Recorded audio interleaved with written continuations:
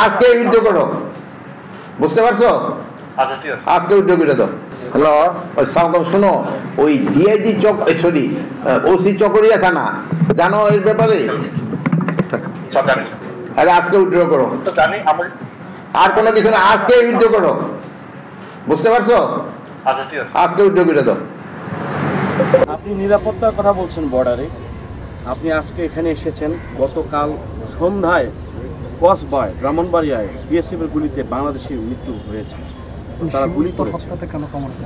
সীমান্ত হত্যা, হ্যাঁ, কসবায় গতকাল হয়েছে। আমি কিন্তু আগের যে কথাটা বলছি আপনাদের এই এলাকাটা সম্বন্ধে আমি বলতেছিলাম, কসবাটা কিন্তু ইনফ্যাক্ট আপনাদের এলাকায় পড়ে না, ওইটা কুমিল্লা পড়ছে।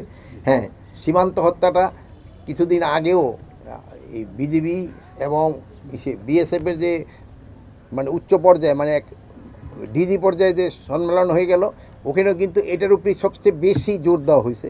তারপরও কিন্তু ঘটনা ঘটে যাচ্ছে, বাট এই ঘটনাটা যেন কমায় আনা যায়, এই জন্য আমরা চেষ্টা করে যাচ্ছি।